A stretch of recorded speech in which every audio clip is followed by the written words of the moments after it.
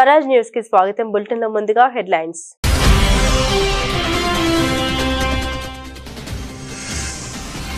China తప్ప మిగతా దేశాలకు ఊరటనిచ్చే ప్రకటన చేసిన ట్రంప్. ఇతర దేశాలపై 90 రోజుల పాటు అధిక పన్నులు నిలిపివేస్తున్నట్టు తెలిపిన ట్రంప్.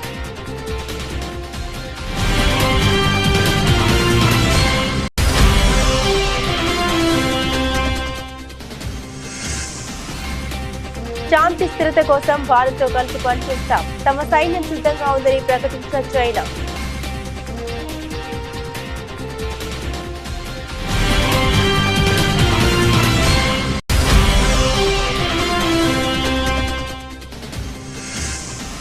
కేంద్ర హోంమంత్రి కార్యాలయంలో అమిత్ షా, జయశంకర్, అజిత్ దోవల్ అత్యవసర సమావేశం. తహబూర్ రానుండడంతో భద్రతా ఏర్పాట్లపై జరిగిన చర్చ.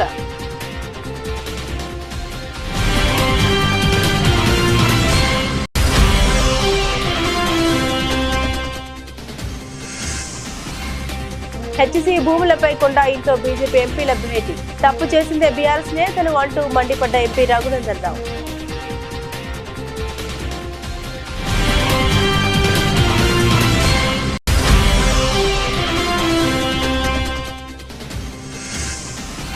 వైఎస్ఆర్ కాంగ్రెస్ పార్టీ కేంద్ర కార్యాలయంలో మహావీర్ జయంతి. భగవాన్ మహావీర్ కు వైఎస్ జగన్ ఘన నివాళులు.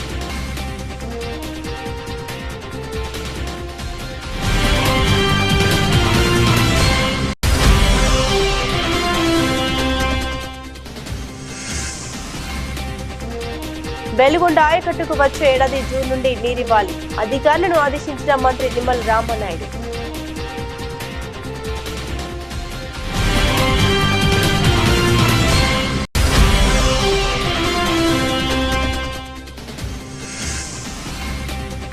అబద్దాలతో కాంగ్రెస్ మభ్యపెట్టే ప్రయత్నం. బీఆర్ఎస్ ఎమ్మెల్సీ కవిత ఫైర్.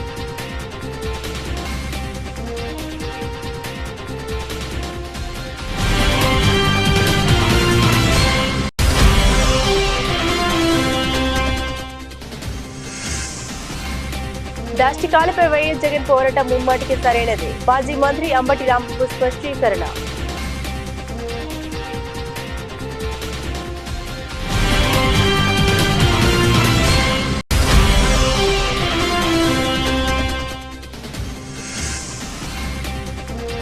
రేవంత్ రెడ్డిపై ఏపీ మంత్రి సత్యకుమార్ యాదవ్ తీవ్ర ఆగ్రహం. చేతకానితనాన్ని కప్పిపుచ్చుకోవడం కోసం మోదీని గాడ్సేతో పోల్చారని వ్యాఖ్య.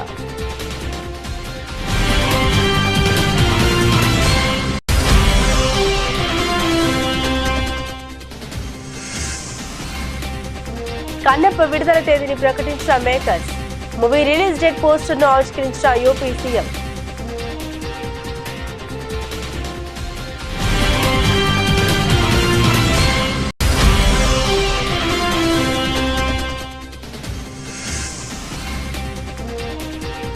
రాజస్థాన్ పై గుజరాత్ పై 58 పరుగులతో విజయం.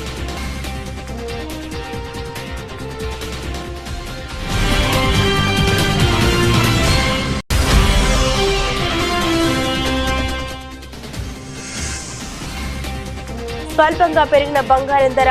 మన దేశంలో బంగారం ధరలపై ప్రభావం చూపుతున్న అంతర్జాతీయ మార్కెట్లోని బులియన్ మార్కెట్ రేట్లు.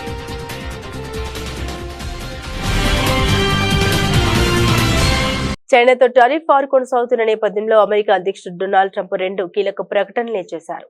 చైనా మినహా మిగిలిన దేశాలకు సుంకాల నుండి ఊరట కల్పించారు ట్రంప్.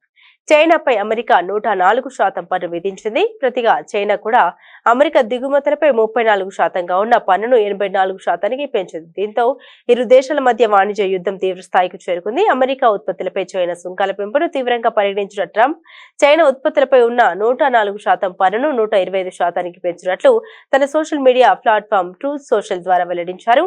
ఈ నిర్ణయం తక్షణం అమల్లోకి వస్తుందని ప్రకటించారు. అమెరికా సహా ఇతర దేశాలను దోచుకునే రోజులు ఇకపై ఉండవని, అది ఆమోదయోగ్యం కాదని చైనా సమీప భవిష్యత్తులోనే గ్రహిస్తుందని ట్రంప్ పేర్కొన్నారు. అలాగే టారిఫ్ గాయాల నుండి ఇతర దేశాలకు ఉపశమనం కల్పిస్తూ 90 రోజుల పాటు సుంకాలను నిలిపివేస్తున్నట్లు ప్రకటించారు. అయితే సార్వత్రిక రేటు 10% పన్నులు మాత్రం కొనసాగుతాయని తెలిపారు. ఈ నిర్ణయం తక్షణం అమల్లోకి వస్తుందని తెలిపారు.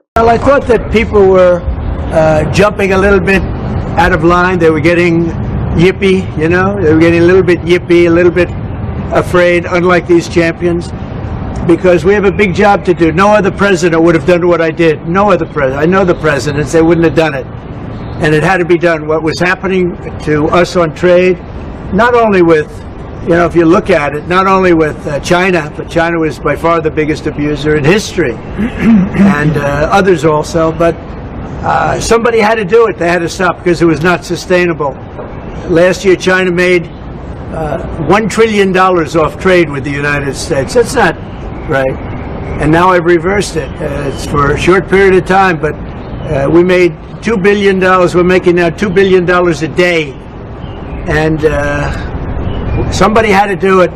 Roger actually said it. Charles Schwab was here a little while ago, one of the great financial people, and he said he's been waiting for 40 years for somebody to do what I did over the last month. And if you didn't do it, you wouldn't have a country. It wouldn't be sustainable. So I'm honored to have done it. And, look, nothing's over yet, but we have a tremendous amount of spirit from other countries, including China. China wants to make a deal. They just don't know how quite to go about it. It's one of those things they don't know how quite. They're proud people. And President Xi's a proud man. I know him very well. And they don't know quite how to go about it, but they'll figure it out. They're in the process of figuring it out, but they want to make a deal. And we have many other countries, as you know, many more than 75, and they all want to come, and they want to come here, or they'll go to commerce, or సరిహద్దుల వద్ద శాంతి సుస్థిరత నెలకొల్పేందుకు గాను భారత్ తో కలిసి పనిచేసేందుకు తమ సైన్యం సిద్ధమని China ప్రకటించింది. రెండు దేశాల సైనిక భవిష్యత్ సంబంధాలపై మీడియా ప్రతినిధులు అడిగిన ప్రశ్నకు చైనా రక్షణ మంత్రిత్వ శాఖ అధికార ప్రతినిధి జాంగ్ జియావోగాంగ్ స్పందించారు. ఈ విషయం తెలిపారు. అత్యంత పురాతన నాగరికతలు కలిగి ఉన్న ఈ రెండు దేశాల మధ్య దౌత్య సంబంధాలు ఏర్పడి 75 సంవత్సరాలు అవుతున్న సందర్భంగా గ్లోబల్ సౌత్ లో ముఖ్యమైన స్థానాలను ఆక్రమించాయన్నారు. ప్రజల ఉమ్మడి ప్రయోజనాల కోసం కలిసి పనిచేయాలని నిర్ణయించుకున్నట్లు తెలిపారు. ముంబై ఉగ్రదాడుల 2008 నవంబర్ నిందితుడు తహవూర్ రానా అమెరికా నుండి ముంబైకి ప్రత్యేక విమానంలో భారత్ కు తీసుకొస్తున్నారు. తహవూర్ కు అమెరికాలో ఉండేందుకు చట్టపరమైన అవకాశాలన్నీ ముగియడంతో భారత్ కు అప్పగించేందుకు మార్గం సుగమం అయింది. ఆయన అప్పగించేందుకు లీగల్ ఫార్మాలిటీస్ కూడా అమెరికాలో పూర్తి కావడంతో భారత బహుళ ఏజెన్సీ టీంలు అమెరికాకు వెళ్లాయి. ఈ నేపథ్యంలోనే కేంద్ర హోంమంత్రి కార్యాలయంలో అత్యున్నత స్థాయి సమీక్ష సమావేశం బుధవారం సాయంత్రం జరిగింది. కేంద్ర హోంమంత్రి అమిత్ షా, విదేశాంగ శాఖ మంత్రి ఎస్ జైశంకర్, జాతీయ భద్రతా వ్యవహారాల సలహాదారు అజిత్ దోవల్ ఈ సమావేశంలో పాల్గొన్నారు. తహవూర్ రానుండడంతో భద్రతా ఏర్పాట్లపై ఈ సమావేశంలో వీరు చర్చించారు. హెచ్సీ భూముల విషయంలో తప్పు చేసిందే బీఆర్ఎస్ వాళ్ళని ఇప్పుడు శుద్ధపూసల్లా మాట్లాడుతున్నారని మెదక్ ఎంపీ రఘునందన్ రావు ఆరోపించారు. వర్సిటీ భూముల వ్యవహారంపై బీజేపీ ఎంపీలు బుధవారం చేవెళ్ల ఎంపీ కొండ విశ్వేశ్వరరెడ్డి ఇంట్లో సమావేశంలో చర్చించారు. అనంతరం మీడియాతో మాట్లాడారు. 1974లో నాటి కాంగ్రెస్ ప్రభుత్వం యూనివర్సిటీ అవసరాల కోసం 2324 ఎకరాల భూమిని కేటాయించిందని రఘునందన్ రావు తెలిపారు. పలు ప్రభుత్వ కార్యాలయాలకు లీజుకిచ్చిన అనంతరం మిగిలిన 2185 ఎకరాలను యూనివర్సిటీకి బదలాయించాలనే లేదంటూ 2012లో అప్పటి రంగారెడ్డి జిల్లా కలెక్టర్ భూ పరిపాలన ప్రధాన కమిషనర్ కు లేఖ రాశారన్నారు. అప్పుడే భూమిని యూనివర్సిటీకి అల్మినేషన్ చేసి ఉంటే ప్రస్తుత వివాదమే ఉండేది కాదని తెలిపారు. ఈ భూముల నుండి 400 ఎకరాలు ఐఎంజీ సంస్థ కేటాయించారని, ఆ తర్వాత ఒప్పందం రద్దు చేయడంతో ఆ సంస్థ కోర్టుకు వెళ్లిందని గుర్తు చేశారు. ప్రస్తుతం ఇందిరమ్మ పాలనలో మిగిలిన భూములకు ప్రహారీ కట్టి వర్సిటీకి అప్పగించాలని కాంగ్రెస్ నాయకులను డిమాండ్ చేశారు. 2012లో రంగారెడ్డి జిల్లా కలెక్టర్ ఇచ్చిన నివేదిక సీసీఎల్లో పెండింగ్ లో ఉందన్నారు. తెలంగాణ ఏర్పాటయ్యాక అప్పటి బీఆర్ఎస్ పాలకులు నివేదిక ప్రకారం ఎందుకు చర్యలు తీసుకోలేదని రఘునందన్ రావు ప్రశ్నించారు. వైఎస్ఆర్ కాంగ్రెస్ పార్టీ కేంద్ర కార్యాలయంలో మహావీర్ జయంతి మహావీర్ జన కళ్యాణ సందర్భంగా భగవాన్ మహావీర్ చిత్రపటానికి వైఎస్ఆర్సీపీ అధినేత మాజీ ముఖ్యమంత్రి వైఎస్ జగన్మోహన్ రెడ్డి పూలమాల వేసి ఘనంగా నివాళులర్పించారు.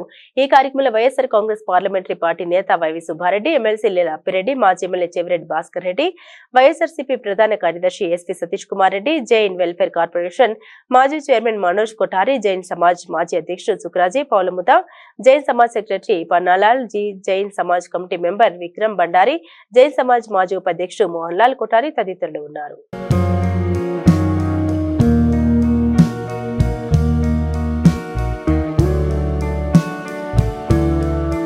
వచ్చే ఏడాది జూన్ నుండి వెలుగొండ ప్రాజెక్టు కింద ఆయకట్టుకు నీరందించాలని, ఈ లక్ష్యం నెరవేర్చేందుకు నిర్మాణ పనుల్లో వేగాన్ని పెంచాలని జలవనరుల మంత్రి నిమ్మల రామానాయుడు ఆదేశించారు.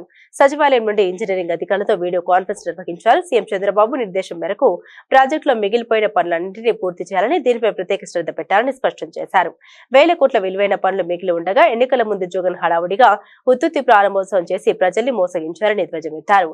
నిర్వాసితులకు 800 కోట్ల వరకు పరిహారం అందించాల్సి ఉండగా ఆయన ఒక్క రూపాయి కూడా విడుదల చేయలేదని తెలిపారు. 2026 జూన్ నాటికి వెలుగొండ ఆయకట్టు రైతాంగానికి సాగునీరు అందించేలా నిర్మాణ పనులు పూర్తి చేయాలని అధికారులను ఆదేశించారు. మహిళలకు స్వావలంబన కల్పించడానికి మోదీ సర్కార్ చర్యలు తీసుకోవడం లేదని, మహిళా సంఘాలకు కేంద్రం 15 లక్షల వరకు వడ్డీ లేని రుణాలు అందించాలని BRS MLC Kalvakuntla Kavitha demand చేశారు. కార్పొరేట్ కంపెనీలకు 16.5 లక్షల మేరకు రుణం మాఫీ చేసిన కేంద్రంలోని బీజేపీ ప్రభుత్వానికి మహిళలకు రుణం ఇవ్వడానికి మాత్రం మనసు రావడం లేదని ధ్వజమెత్తారు. రాష్ట్రంలోని కాంగ్రెస్ ప్రభుత్వం మాయమాటలు చెబుతూ మహిళల్ని మోసం చేసే ప్రయత్నం చేస్తోందని మండిపడ్డారు. తెలంగాణ మహిళా సాధికారత సమైక్య సభ్యులు ఎమ్మెల్సీ కవితను తన నివాసంలో కలిశారు. ఈ సందర్భంగా ఎమ్మెల్సీ కవిత మాట్లాడుతూ కేసీఆర్ హయాంలో ఎప్పుడు తాము అబద్దాలు చెప్పలేదని పేర్కొన్నారు. మహిళా సంఘాలకు 5 లక్షల వరకు వడ్డీ లేని రుణాలు ఇస్తున్నామని చెప్పామని, కానీ ఈ కాంగ్రెస్ ప్రభుత్వం మాత్రం 20 లక్షల వరకు వడ్డీ లేని రుణం ఇస్తున్నట్లు అబద్దాలు చెబుతుందని విమర్శించారు.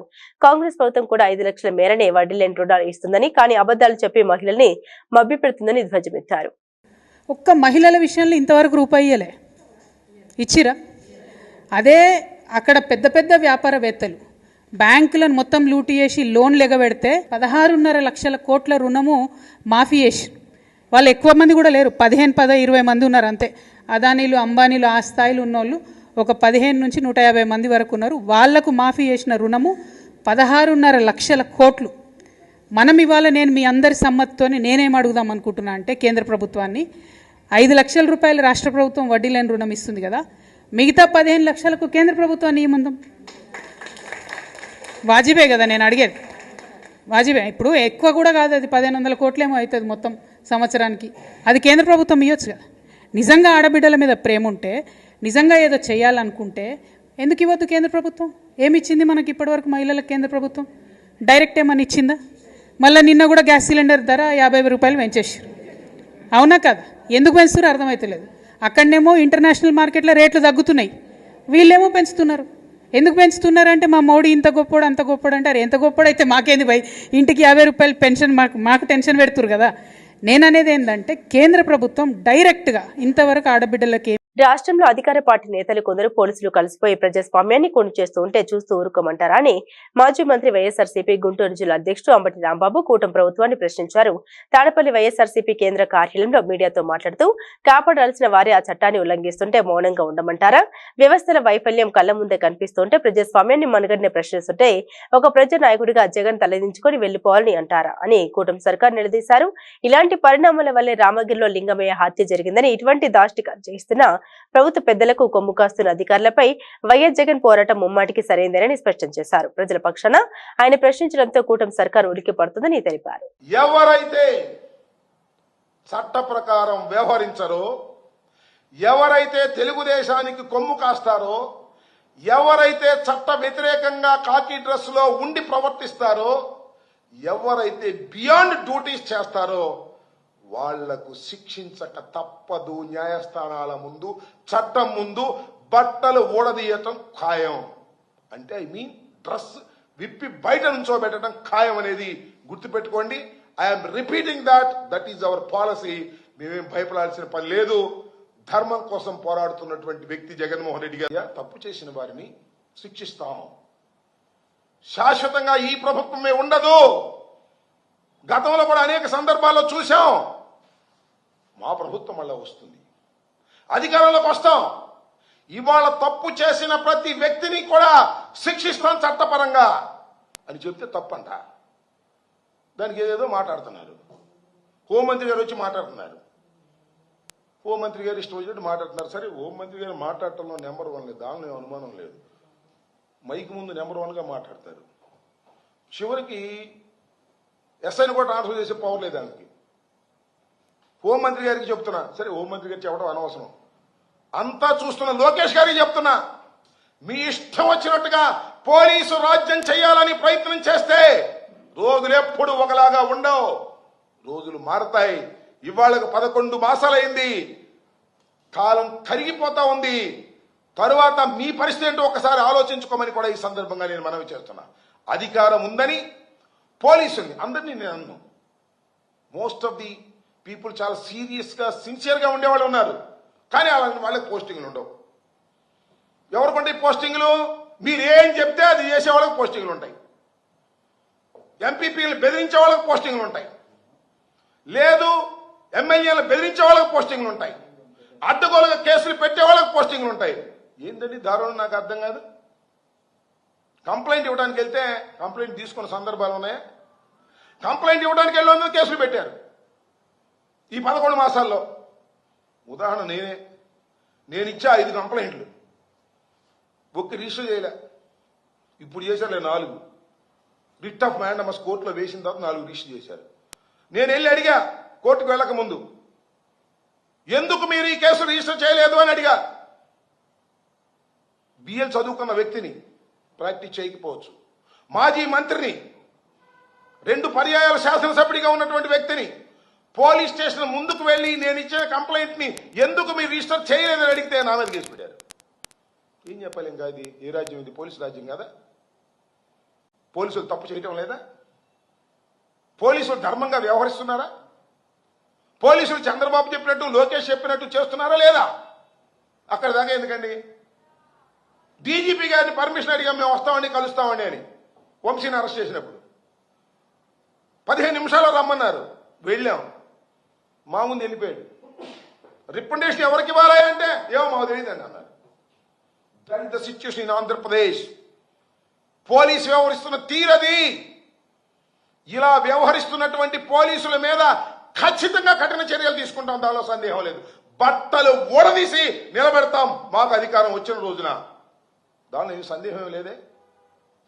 లా అండ్ ఆర్డర్ని కాపాడవలసినటువంటి పోలీసు వ్యవస్థ లా అండ్ ఆర్డర్ని కాపాడుకోకుండా ఎవరి మోచేతి నీళ్ళలో తాగేటటువంటి పరిస్థితికి ఒక సెక్షన్ ఆఫ్ పోలీస్ యంత్రాంగం వచ్చినప్పుడు ఆ పోలీస్ యంత్రాంగాన్ని మర్చిపోతామా చెప్పండి అని అడుగుతా ఉన్నా. తెలంగాణ ముఖ్యమంత్రి రేవంత్ రెడ్డిపై ఆంధ్రప్రదేశ్ మంత్రి సత్యకుమార్ యాదవ్ తీవ్రంగా స్పందించారు. ప్రధానమంత్రి నరేంద్ర మోదీని రేవంత్ రెడ్డి గాడ్సేతో పోల్చుతూ చేసిన వ్యాఖ్యల్ని ఆయన ఖండించారు. రేవంత్ రెడ్డి తన ఎన్నికల హామీలు నెరవేర్చలేని అసమర్థ ముఖ్యమంత్రి అని విమర్శించారు. తన చేతకాని తరాన్ని కప్పిపుచ్చుకునేందుకే ఆయన మోదీని గాడ్సేతో పోల్చారని అన్నారు. తుమ్మితో ఊడిపోయే పదవిని కాపాడుకోవడం కోసం ఇష్టానుసారంగా మాట్లాడుతున్నారని ధ్వజమెత్తారు. ఇలాంటి వ్యాఖ్యలతో ప్రజల దృష్టిని మరల్చడం రేవంత్ రెడ్డికి అలవాటుగా మారిందని అన్నారు. ముఖ్యమంత్రి పదవిని కాపాడుకోవడం కోసం ఆయన స్థాయికి మించి అర్థం పర్థం లేని మాటలు మాట్లాడుతూ ఉన్నారని విమర్శించారు. బీజేపీని అడ్డుకోవడం నెహ్రూ, ఇందిరా, రాజీవ్, సోనియా, రాహుల్ గాంధీ కుటుంబానికి సాధ్యం కాలేదని, ఇక గాంధీ కుటుంబం మోచేతి నీళ్లు తాగే రేవంత్ వల్ల ఏమవుతుందని ఎద్దేవా చేశారు. కూటమి ప్రభుత్వం ద్వారానే రాష్ట్ర అభివృద్ధితో పాటుగా ప్రజా సంక్షేమ పథకాలు సమర్థవంతంగా అమలు చేయడం సాధ్యమవుతోందని ఎమ్మెల్యే గద్దె రామ్మోహన్ తెలిపారు. తూర్పు నియోజకవర్గ పరిధిలోని 3వ డివిజన్ గుణదల సెంటర్ పుల్లేటికట్ట రోడ్లో కూటమి పార్టీ కార్యాలయం ప్రారంభోత్సవం జరిగింది. తూర్పు నియోజకవర్గ ఎమ్మెల్యే గద్దె రామ్మోహన్, జనసేన తూర్పు నియోజకవర్గ ఇన్ఛార్జ్ అమ్మిశెట్టి వాసు, బీజేపీ తూర్పు నియోజకవర్గ ఇన్ఛార్జ్ పోతంశెట్టి నాగేశ్వరరావు పాల్గొని పార్టీ కార్యాలయాన్ని ప్రారంభించారు. టీడీపీ నాయకులు తోమాటి ప్రేమనాథ్, బొప్పన భవకుమార్ పాల్గొన్నారు.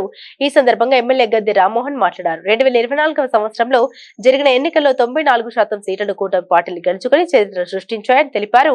వైఎస్ఆర్సీపీ ప్రభుత్వం గత 5 సంవత్సరాలుగా రాష్ట్రంలో చేసిన దుర్మార్గ పాలనను కూటమి పార్టీలు ప్రజలకు దూరం చేసి చక్కటి పాలన అందిస్తున్నామని తెలిపారు.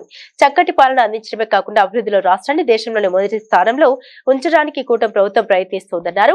కూటమి ప్రభుత్వం అధికారంలోకి వచ్చిన 10 నెలల సమయంలోనే మన జీడీపీ వృద్ధి రేటు దేశంలో 2వ స్థానానికి చేర్చామని అన్నారు. ఈ కార్యక్రమంలో లోయ తెలుగుదేశం పార్టీ యువత విభాగం నాయకుడు గద్దె క్రాంతి కుమార్, పార్టీ నాయకులు తాడి బాబురావు, కార్పొరేటర్లు దేవినేని అప్పన్న, పొట్లూరు సాయిబాబు, చెన్నుపాటి ఉషారాణి, జనసేన నాయకులు గుత్తికొండ కృష్ణమోహన్, బీజేపీ నాయకుడు సునీల్, యలమంచిలి పండు, బండి కోమలి, గద్దె రమేష్, యలమంచిలి రాజేష్, బీజేపీ నాయకుడు కొల్లపల్లి గణేష్, గుంజు యేసుబాబు తదితరులు పాల్గొన్నారు. అందరికీ నమస్కారం.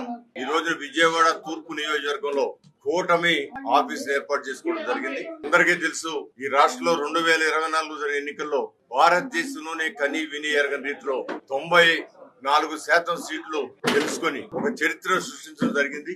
ఆ కూటమిలో Telugu Desam party, Janasena, BJP party ముగ్గురు కూడా కూటమిగా ఏర్పడి ప్రజల ముందుకు వెళ్లారు మేనిఫెస్టోతో. తద్వారా ఘనమైన విజయం సాధించిన సంగతి మనందరికీ తెలుసు. ఈ కూటమి ద్వారా గత ప్రభుత్వం 5 సంవత్సరాలు చేసిన విధ్వంసాన్ని ప్రజలకు దూరం చేసి ఒక మంచి పరిపాలన, మంచి ప్రభుత్వం, ప్రజలందరూ కూడా ప్రజాస్వామ్యబద్ధంగా చక్కగా అందరూ ఉపాధి పొంది ప్రతి ఇంట్లో కూడా ఒక వ్యాపారస్తుడు తయారయ్యే విధంగా మన ఆంధ్ర రాష్ట్రాన్ని భారతదేశంలోనే ఒక ఉన్నత రాష్ట్రంగా తీర్చిదిద్దడానికి ఈ కూటమి ప్రయత్నాల్లో భాగంగా ఈ సంవత్సరం జీడీపీ వృద్ధి రేటు కూడా భారతదేశంలోనే 2వ రాష్ట్రంగా వచ్చిన సంగతి కూడా మనందరం మర్చిపోకూడదు. అలాంటి ప్రభుత్వం ఇంకా అనేక సంవత్సరాలు కొనసాగాలి అంటే ఖచ్చితంగా కూటమి నాయకులు, కార్యకర్తలు అందరూ కూడా రాష్ట్ర భవిష్యత్తు కోసం, రాష్ట్రంలో యువత యొక్క అవసరాల కోసం, అందరూ ఉపాధి పొందేదానికి, ఉద్యోగాలు పొందేదానికి, బాగా చదువుకోవడానికి, వీటన్నిటి కూడా కూటమి ప్రభుత్వం ఇంకా కొనసాగాలి అనేది ప్రజల్లో వస్తున్న ఆకాంక్ష. ఇవాళ పవన్ కళ్యాణ్ గారు కానీ, నారా చంద్రబాబు నాయుడు గారు కానీ, అదేవిధంగా మోడీ గారు కానీ అందరూ కూడా ఈ కూటమి వర్ధిల్లాలి, ఆ కూటమి ద్వారా ప్రజలు వర్ధిల్లాలి, రాష్ట్రం బాగుపడాలి, రాష్ట్రంలో ఉన్న ప్రజల అవసరాలు అన్ని కూడా సమకూరాలని కాన్సెప్ట్ ముందుకెళ్ళడం జరుగుతోంది. పవన్ కళ్యాణ్ గారు కూడా అనేక సందర్భాలు చెప్పారు. 15 సంవత్సరాలు ప్రజలు అవకాశం ఇవ్వాలి కూటమికి, తద్వారా ఆంధ్ర రాష్ట్రాన్ని అగ్ర రాష్ట్రంగా తీర్చిదిద్దుతామని నారా చంద్రబాబు నాయుడు గారు కూడా చెబుతున్నారు. అనేకమైన 2047 ప్రణాళిక కానివ్వండి, లేదా P4 కానివ్వండి, ఇవన్నీ కూడా ప్రజల ముందు ప్రజలకే ఈ ప్రభుత్వం అనే కాన్సెప్ట్ తీసుకురాట. ఏ కార్యక్రమం చేసినా అది ప్రజల అవసరాలకు చేసే కార్యక్రమే తప్ప రాజకీయ పార్టీలకు లేకపోతే కొందరికో కాదు. ప్రజలందరూ. మంచు విష్ణు హీరోగా ముఖేష్ కుమార్ సింగ్ దర్శకత్వంలో తెరకెక్కిన కన్నప్ప సినిమా కొత్త విడుదల తేదీని మేకర్స్ ప్రకటించారు. ఈ సినిమాను పాన్ ఇండియా స్థాయిలో వివిధ భాషల్లో ప్రపంచ వ్యాప్తంగా జూన్ 27న విడుదల చేస్తున్నట్లు వెల్లడించారు. ఇక ఈ మూవీ రిలీజ్ డేట్ పోస్టర్ ను ఉత్తరప్రదేశ్ సీఎం యోగి ఆదిత్యనాథ్ చేతుల మీదుగా ఆవిష్కరింపు చేశారు. ముఖ్యమంత్రి యోగి ఆదిత్యనాథ్ ని సీనియర్ నటుడు మంచు మోహన్ బాబు, మంచు విష్ణు ఈ చిత్రానికి కొరియోగ్రఫీ అందించిన ప్రభుదేవ మర్యాద పూర్వకంగా కలిశారు. ఈ సందర్భంగా ఆయన కన్నప్ప కొత్త విడుదల తేదీ పోస్టర్ ను ఆవిష్కరించారు. రిలీజ్ డేట్ పోస్టర్ ఆవిష్కరించిన అనంతరం సీఎం యోగి మూవీ యూనిట్ కు శుభాకాంక్షలు తెలిపారు.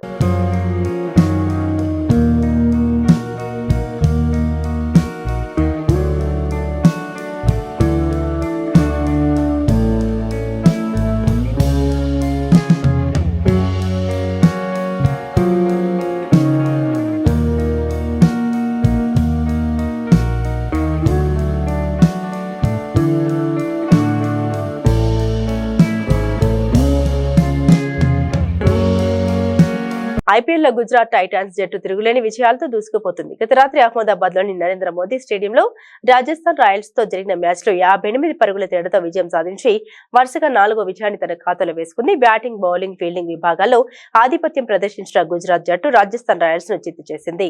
టాస్ ఓడి తొలుత బ్యాటింగ్ చేసిన గుజరాత్ టైటాన్స్ 217 పరుగుల భారీ స్కోర్ సాధించింది.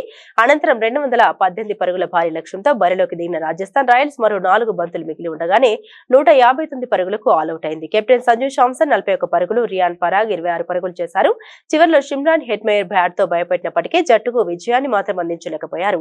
32 బంతుల్లో 4 ఫోర్లు, 3 సిక్సర్లతో హెట్మేయర్ 52 పరుగులు చేశారు. జట్టులో 8 మంది ఆటగాళ్లు సింగిల్ డిజిట్ కి పరిమితమయ్యారు. రాజస్థాన్ కి ఇది 3వ పరాజయం. గుజరాత్ బౌలర్లలో ప్రసిద్ధి కృష్ణ 3 వికెట్లు తీసుకోగా రషీద్ ఖాన్, రవి, శ్రీనివాసన్, సాయి కిషోర్ 2 వికెట్లు తీసుకున్నారు. అంతకుముందు టాస్ ఓడి తొలుత బ్యాటింగ్ చేసిన గుజరాత్ టైటాన్స్ సాయి సుదర్శన్ బాదుడుతో 6 వికెట్ల నష్టానికి 217 పరుగుల భారీ స్కోర్ సాధించింది. సుదర్శన్ తన సూపర్ ఫామ్ ను కొనసాగిస్తూ మరోమారు చెలరేగిపోయారు. 53 బంతుల్లో 8 ఫోర్లు, 3 సిక్సర్లతో 82 పరుగులు చేశాడు. జోస్ బట్లర్, షారుఖ్ ఖాన్ చెరో 36 పరుగులు చేయగా రాహుల్ తెవాటియా 24 పరుగులు చేశారు. రాజస్థాన్ బౌలర్లలో తుషార్ దేశ్ పాండే, తీక్ష్ణ చెరో 2 వికెట్లు తీసుకున్నారు. సాయి సుదర్శన్ కు player of the match award లభించింది. ఇప్పటి వరకు 5 మ్యాచ్లు ఆడిన గుజరాత్ 4 విజయాలు, 8 పాయింట్లతో అగ్రస్థానంలో కొనసాగుతుంది. ఓడిన రాజస్థాన్ 5 మ్యాచ్ల్లో 2 విజయాలు, 4 పాయింట్లతో 7వ స్థానంలో ఉంది. ఐపీఎల్ లో నేడు ఆర్సీబీ, ఢిల్లీ క్యాపిటల్స్ తలపడతాయి. పసిడి రేట్లు చూస్తుండగానే దిగి వచ్చాయి. గత కొన్ని రోజులు గోల్డ్ రేట్లు తగ్గుతూనే వస్తున్నాయి. దీంతో పసిడి ప్రేమికులకు ఇది ఊరట కలిగించే అంశమని చెప్పవచ్చు. గోల్డ్ కొనుగోలు చేయాలనుకునే వారికి ఇది మంచి ఛాన్స్. ఈ మధ్య కాలంలో బంగారం ధరలు రికార్డులు బ్రేక్ చేసుకుంటూ పోయింది. బంగారం ధరలపై గ్లోబల్ మార్కెట్ల ప్రభావం ఎక్కువగా ఉంటుంది. అయితే గత 4 రోజులుగా తగ్గుతూ వచ్చిన బంగారం ధర ఈ రోజు 700 పెరిగింది. అంతర్జాతీయ మార్కెట్లో బులియన్ మార్కెట్ రేట్లు మన దేశంలో బంగారం ధరలపై ప్రభావం చూపుతాయి. ఇంకా అమెరికా డాలర్, రూపాయి మారక విలువ కూడా ఎఫెక్ట్ చూపిస్తుంది. భౌగోళిక ఉద్రిక్త పరిస్థితులు కూడా బంగారం ధరలు నిర్ణయిస్తాయి. అందుకే గోల్డ్ ధరలు స్థిరంగా ఉండవు, ఎప్పటికప్పుడు మారుతూ ఉంటాయి. అమెరికా అధ్యక్షుడు డొనాల్డ్ ట్రంప్ బంగారు ఆభరణాల దిగుమతులపై సుంకాలు విధించడంతో పసిడి పరుగు ఆగింది. అది కాస్త ఇప్పుడు రివర్స్ అవుతుంది. ఈ ఏడాది ప్రారంభం నుండి బంగారం ధర 17 సార్లు ఆల్ టైమ్ రికార్డులను తాకింది. ఇక్కడ నుండి బంగారం ధర 1,00,000 దిశగా దూసుకెళ్తున్న సమయంలో ఆగింది. తాజాగా హైదరాబాద్ లో 22 క్యారెట్ల బంగారం ధర 1 గ్రామ్ బంగారం ధర 8,291 కాగా 10 గ్రాముల ధర 82,910 రూపాయలుగా ఉంది. అలాగే 24 క్యారెట్ల బంగారం ధర 1 గ్రాము 9,045 కాగా 10 గ్రాముల బంగారం ధర 90,450 రూపాయలుగా ఉంది. ఇక 18 క్యారెట్ల బంగారం ధర 1 గ్రాము 6,784 కాగా 10 గ్రాముల ధర 67,840గా ఉంది. ఆంధ్రప్రదేశ్ లోని విశాఖ, విజయవాడలో ఇవే ధరలు కొనసాగుతున్నాయి. Mega power star Ram Charan RRR సినిమాతో గ్లోబల్ స్టార్ ఇమేజ్ అందిపుచ్చుకున్నారు. ఆయన ఎంత ఎదిగినా ఒదిగుంటారనే విషయం మనందరికీ తెలిసిందే. ప్రస్తుతం బుచ్చిబాబు దర్శకత్వంలో పెద్ది అనే సినిమా చేస్తున్న రామ్ చరణ్ యాంకర్ ప్రదీప్ కి తన వంతు సహాయం చేశారు. ప్రదీప్, దీపిక పిల్లి జంటగా తెరకెక్కిన అక్కడమ్మాయి ఇక్కడ అబ్బాయి సినిమా ఏప్రిల్ 11న రిలీజ్ కాబోతుంది. గత కొద్ది రోజులుగా మూవీ యూనిట్ ప్రమోషన్స్ తో బిజీగా ఉన్నారు. తొలి సినిమాతో మంచి హిట్ కొట్టిన ప్రదీప్ ఇప్పుడు రెండో సినిమాతో కూడా అలరించేందుకు సిద్ధమయ్యారు. మూవీ ప్రమోషన్స్ లో భాగంగా రామ్ చరణ్ ఈ సినిమా ఫస్ట్ టికెట్ కొన్నారు. అయితే రామ్ చరణ్ ని కలిసేందుకు ప్రదీప్ తో పాటు కమెడియన్ సత్య ఇద్దరు చరణ్ ఇంటికి వెళ్లారు. అక్కడ సత్య, చరణ్ నాకు బాగా క్లోజ్ అని, నేను ఎంత చెప్తే అంతా ని కాసేపు కామెడీ చేశారు. చరణ్ కూడా సత్య అసలు ఎవరు తెలియనట్టు ఆట పట్టించారు. ఇక ఈ సినిమా టికెట్ కొన్న తర్వాత సత్య, రామ్ చరణ్ కాలు మొక్కడంతో చరణ్ కూడా సరదాగా సత్య కాలు మొక్కబోయాడు. ఇది చూసిన చాలా మంది రామ్ చరణ్ కూడా భలే సరదా మనుషుగా అని కామెంట్ చేస్తున్నారు. ఈ వీడియో మాత్రం ప్రస్తుతం వైరల్ గా మారింది. ప్రదీప్ నువ్వే టికెట్ ఇచ్చేస్తా. Here is the ticket. Thank you sir. Thank you. ఏంటండి ఇది? అంటే టికెట్ కొనుక్కుంటారు కదండి, డబ్బుల కోసం సూట్ కేసు కలెక్షన్స్ మొత్తం ఇక్కడే లాగేద్దాం అనుకుంటున్నా. అది ప్రజలు ఇస్తారు, నేను ఒక టికెట్ కొంటున్నా. All the best Pradeep. Thank you. Wishing you all the best. Thank you so much. Hey Satya, ఎలా ఉన్నావు? చాలా రోజులైందయ్యా. నాకు అర్థమైంది సార్, నా రోజు పద్ధతి కోరుకుంటున్నారు కదా. పెద్ద షూటింగ్ రా టైంకి. Okay sir, thank you. Bulletin ముగించే ముందు హెడ్లైన్స్ మరోసారి.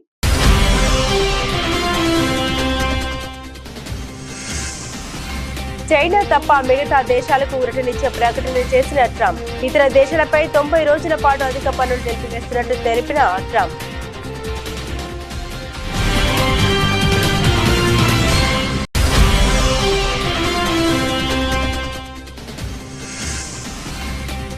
శాంతి స్థిరత కోసం భారత్ తో కలిసి పనిచేస్తాం. తమ సైన్యం సిద్ధంగా ఉందని ప్రకటించిన చైనా.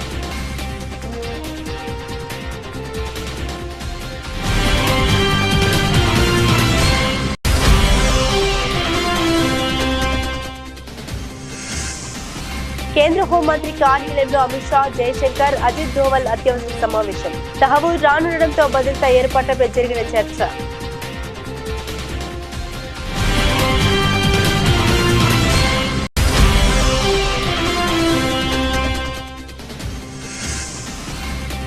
హెచ్సీ భూములపై కొండా ఇంట్లో బీజేపీ ఎంపీల భేటీ.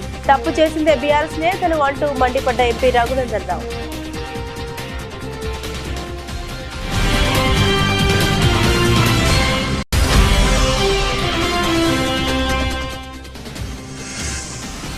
వైఎస్ఆర్ కాంగ్రెస్ పార్టీ కేంద్ర కార్యాలయంలో మహావీర్ జయంతి. భగవాన్ మహావీర్ కు వైఎస్ జగన్ ఘన నివాళులు.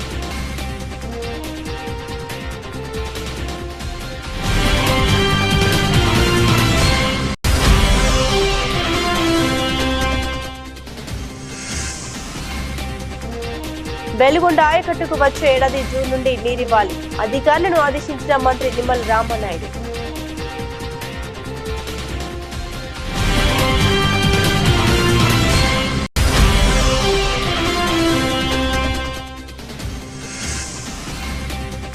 అబద్దాలతో కాంగ్రెస్ మభ్యపెట్టే ప్రయత్నం. బీఆర్ఎస్ ఎమ్మెల్సీ కవిత ఫైర్.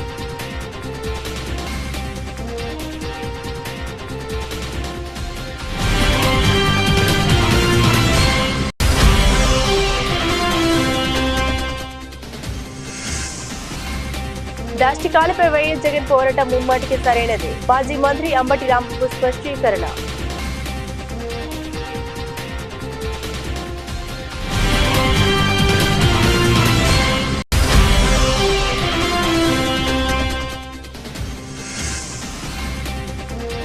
రేవంత్ రెడ్డిపై ఏపీ మంత్రి సత్యకుమార్ యాదవ్ తీవ్ర ఆగ్రహం. చేతకానితనాన్ని కప్పిపుచ్చుకోవడం కోసం మోదీని గాడ్సేతో పోల్చారని వ్యాఖ్య.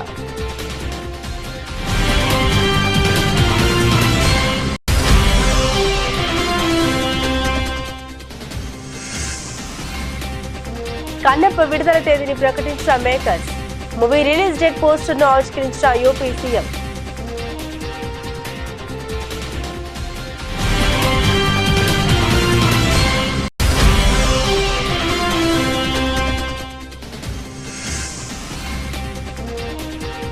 రాజస్థాన్ పై గుజరాత్ పై 58 పరుగులతో విజయం.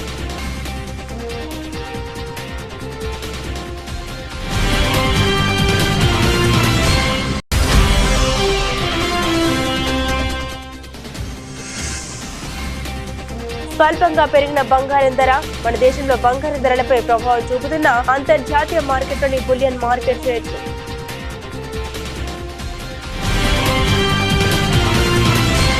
ఇవి బులెటిన్ లోని విశేషాలు. తిరిగి మరో బులెటిన్ తో మళ్ళీ కలుసుకుందాం. అంతవరకు సెలవు. నమస్కారం.